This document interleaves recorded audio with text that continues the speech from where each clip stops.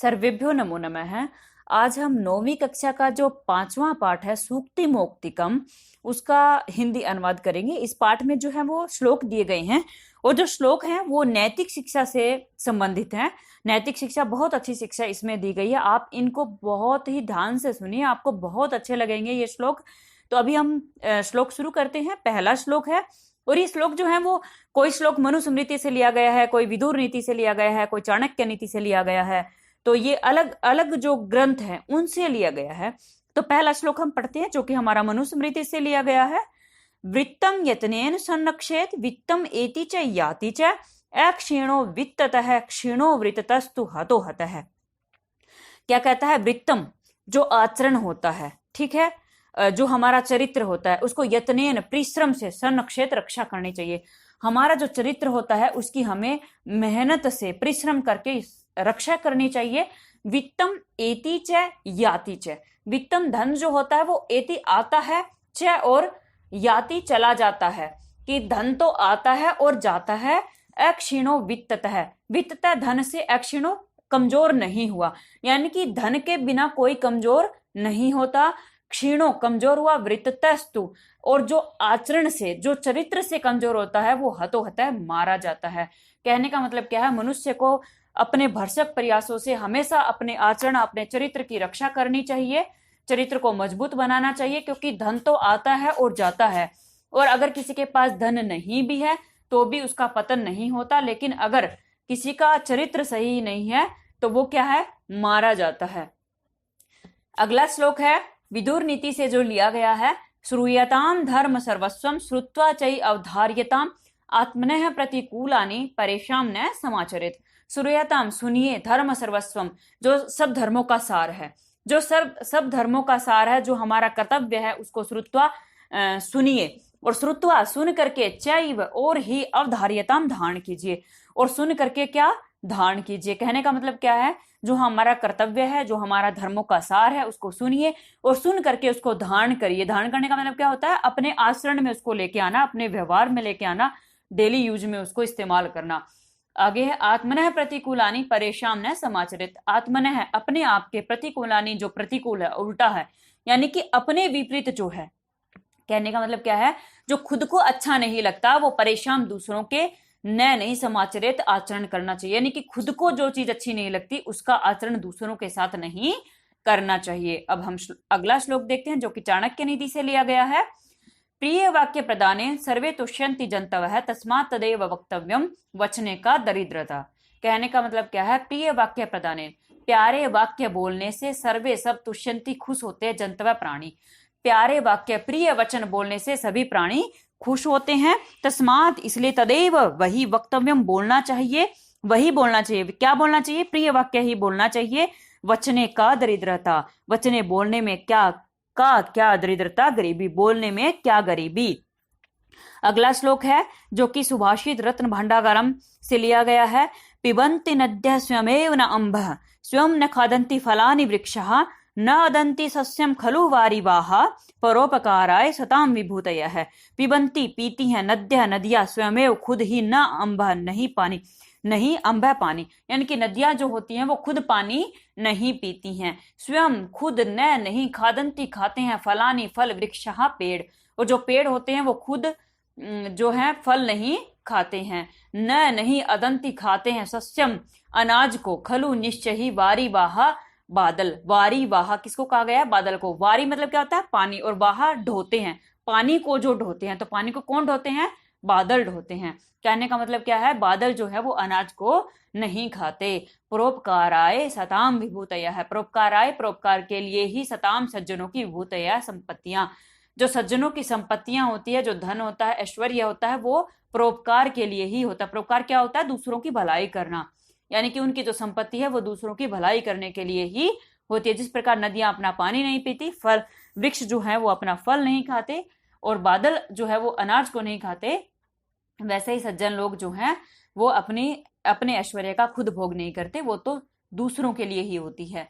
अगला श्लोक है गुणेषु एव हि कर्तव्यः प्रयत्नः पुरुषैः सदा गुणयुक्तो दरिद्रोऽपि न ईश्वरैः अगुणैः समः। क्या कहता है? गुणेषु एव, गुणों में ही, एव ही, ही निश्चय ही कर्तव्य करना चाहिए, प्रयत्न है प्रयास, यानी कि हमेशा प्रयास जो है वो किसमें करना चाहिए, गुणों में ही करना चाहिए, पुरुष ही पुरुषों के द्वारा सदा हमेशा, यानी कि हमेशा मनुष्यों को गुणों में ही प्रयास करना चाहिए। कहने का मतलब क्या है, यानी कि मनुष्य को गुणवान बनने का प्रयास करना चाहिए, ये कहा गया है। गुण युक्तो दरिद्रो अपि, गुण युक्तो गुणों से युक्त, गुणवान, दरिद्रो अपि गरीब भी, न नहीं ईश्वरई, जो ऐश्वर्य होता है उनसे, ऐश्वर्य से जो युक्त होते हैं उनको धनवान जो है उनको कहा गया अगुणई, लेकिन गुण नहीं है, अगुणई गुण से जो रहित है उनके समय समान। कहने का मतलब क्या है, गुण युक्तो दरिद्रो अपि, गुणों से युक्त गरीब भी, न नहीं ईश्वरई अगुणई, जो धनवान होता है और गुणों से रहित होता है, यानी कि जिनके पास गुण नहीं होते उनके समय समान नहीं होता, यानी कि गरीब है लेकिन गुण है, धनवान है लेकिन गुण नहीं है, वो दोनों बराबर कभी नहीं होते। कहने का मतलब क्या है, गुणवान आदमी ही बड़ा होता है। अगला श्लोक है जो कि नीति शतक से लिया गया है। आरंभ गुर्वी क्षयणी क्रमेण लघ्वी पुरा वृद्धिमति च पश्चात दिनस्य पूर्वार्ध प्रार्ध भिन्ना छायेव मैत्री खल सज्जना नाम। आरंभ गुर्वी, आरंभ शुरू में, गुर्वी बड़ी होती है, क्षयणी छोटी होती है, क्रमेण क्रम से, यानी कि शुरू में बड़ी होती है और धीरे धीरे क्या हो जाती है, छोटी हो जाती है। लघ्वी पुरा, आगे क्या लिखा है, लघ्वी छोटी होती है, पुरा पहले, पहले छोटी होती है, वृद्धिमती च पश्चात, वृद्धिमती बड़ी च और पश्चात बाद में। यहाँ पे दो चीजें बताई गई हैं, एक चीज वो है जो आरंभ में बड़ी है और बाद में धीरे धीरे छोटी हो जाती है, और एक चीज वो है जो आरंभ में छोटी है और बाद में धीरे धीरे बड़ी हो जाती है। अब वो दो चीज क्या है वो आगे देखते हैं। दिनस्य पूर्वार्ध प्रार्ध भिन्ना, दिनस्य दिन की, पूर्वार्ध पूर्वार्ध की यानी कि सुबह की, और दूसरी क्या है, प्रार्ध भिन्ना, और जो दूसरा है, दूसरा पैर यानी कि शाम का। पूर्वार्ध यानी कि पूर्वाहन, अपरार्ध यानी कि अपराहन। पूर्वार्ध दोपहर से पहले का और अपरार्ध दोपहर से बाद का। दिन की दोपहर से पहले की और दोपहर से बाद की, यानी कि अब यहाँ पे भी दो स्थिति बता दी गई है। कौन सी, एक दिन से पहले की, दोपहर से पहले की, और एक दोपहर से बाद की। छायेव, छाया की तरह।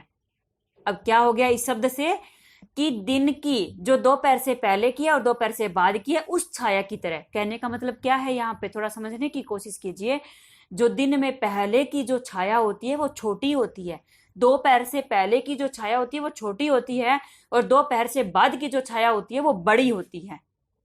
ठीक है, ऐसे ही मैत्री, दोस्ती, खल सज्जना नाम, खल कौन होता है, दुष्ट, और सज्जना नाम सज्जनों की, दो सज्जन मनुष्य होते हैं, अच्छे मनुष्य होते हैं उनकी। कहने का मतलब यहाँ क्या समझाया गया है कि जिस प्रकार जो छाया होती है वो सुबह जो होती है वो छोटी होती है और शाम को जो होती है बड़ी होती है, वैसे ही जो दुष्ट होते हैं उनकी जो दोस्ती होती है वो सुबह कैसी होती है, बड़ी होती है, लेकिन सज्जनों की जो दोस्ती होती है वो कैसी होती है, सुबह छोटी होती है। अब कहने का सुबह शाम यहाँ क्या मतलब है, वही कि शुरू में जो सज्जन मनुष्य होती है उनकी दोस्ती जो शुरू में होती है छोटी होती है और धीरे धीरे बड़ी होती है, लेकिन जो दुष्ट मनुष्य होता है उसकी दोस्ती क्या होगी, शुरू में तो बहुत बड़ी होगी और धीरे धीरे छोटी होती जाती है। धीरे धीरे उस दुष्ट मनुष्य की उसके असलियत का पता लगने लगता है और वो दोस्ती धीरे धीरे फिर क्या होती है, खत्म होती जाती है। ये श्लोक बहुत अच्छा है, इसलिए मैंने इतना टाइम इसको समझाने में लगा दिया। अगला श्लोक हम देखते हैं। अगला श्लोक है भामिनी विलास है, उस जो ग्रंथ से लिया गया है, और श्लोक है यत्र कुत्रापि गता भवेयुर हंसा मही मंडल मंडनाय हानिस्तु तेषाम ही सरोवराणाम येषाम मरालय से विप्रयोग है। यत्र जहां, अपि भी, कुत्र कहां, अपि भी, जहां कहां भी, गता जाए, भवेयु हो मतलब जहां कहां भी चले जाएं, हंसा हंस। कहने का मतलब क्या है, हंस जहां कहां भी चले जाएं, मही मंडल मंडनाय, वो क्या होते हैं, मही धरती को, मंडल, मही मंडल क्या होता है, धरती के मंडनाए सजाने के लिए ही होते हैं। कहने का मतलब क्या है, जो हंस होते हैं वो धरती पर कहीं भी चले जाएं वो धरती को सुशोभित ही करते हैं, धरती को सुंदर ही बनाते हैं, धरती को सजाते ही हैं। हानिस्तु तेषाम ही सरोवराणाम, हानिस्तु हानि, तू तो, तेषाम उन की, ही निश्चय ही सरोवराणाम तालाबों की, हानि तो उन तालाबों की ही होती है, ये शाम जिनका मरालय, मगरमच्छों के, मराल क्या होता है, हंस, सॉरी मगरमच्छ नहीं, मराल होता है, हंस के सह साथ विप्रयोग है, वियोग होता है। कहने का मतलब क्या है कि हानि तो उन तालाबों की ही होती है जिनका हंसों के साथ वियोग होता है। वियोग होता है मतलब जिनको हंस छोड़ करके चले जाते हैं, यानी कि हंस अगर किसी तालाब को छोड़ करके जाएंगे तो वो जहां भी जाएंगे वहां उस धरती को सुंदर बना देंगे, लेकिन हानि नुकसान किसका होगा? उस तालाब का होगा जिससे हंस चले गए, क्योंकि वो तालाब अब उतना सुंदर नहीं रहेगा जितना हंसों के रहने से था। अब हम अगला श्लोक देते हैं। अगला श्लोक जो है वो हितोपदेश से लिया गया है। गुणा गुणज्येषु गुणा भवन्ति ते निर्गुणम प्राप्य भवन्ति दोषः आस्वाद्य तोयः प्रवहन्ति नद्यः समुद्रम आसाद्य भवन्त्यपेयः। गुणा जो गुण होते हैं वो गुणज्येषु गुणियों में गुणा भवन्तु भवन्ति गुण होते हैं। कहने का मतलब क्या है? जो गुण अगर गुणी आदमी में है तो गुण होते हैं, ठीक है। ते वे निर्गुणम निर्गुण को प्राप्त करके भवंती हो जाते हैं दोषा दोष, और अगर वो किसी गुण रहित आदमी में चले जाए तो वो दोष ही बन जाएंगे। कहने का मतलब क्या है?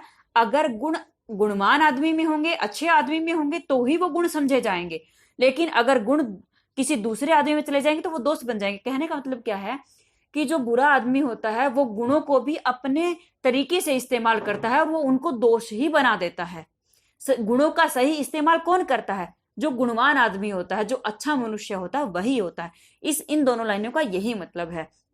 आगे है आस्वाद्य तो यह प्रवहंती नद्य। आस्वाद्य तो यह क्या? स्वादिष्ट जल वाली। प्रवहंती बहती हैं, होती हैं। नद्य नदियां, नदियां जो होती हैं वो कैसी होती हैं? स्वादिष्ट जल वाली होती हैं। स्वादिष्ट जल वाली ही बहती हैं, निकलती हैं। कैसे उत्पन्न होती है? वो मीठे जल के साथ उत्पन्न होती हैं। समुद्रम आसाद्य, समुद्रम समुद्र को आसाद्य प्राप्त करके, यानी कि समुद्र में पहुंच करके भवंती हो जाती है। अपेय, अपेय अपेय क्या होता है? जो पीने योग्य नहीं है। पेय पीने योग्य, अपेय जो पीने योग्य नहीं है, लेकिन वो समुद्र में जाकर के क्या हो जाती हैं? अपेय हो जाती हैं, पीने योग्य नहीं रह जाती हैं। मतलब वो भी खारी हो जाएंगी ना समुद्र में मिलने के बाद। इस प्रकार हमने ये जो 9वीं कक्षा का 5वां पाठ था सूक्ति मुक्तिकम, इसका हमने हिंदी अनुवाद किया। अगर आपको हमारी वीडियो पसंद आए तो लाइक शेयर और सब्सक्राइब कीजिए, और इससे संबंधित जो भी सुझाव है वो आप हमारे कमेंट बॉक्स में लिख सकते हैं।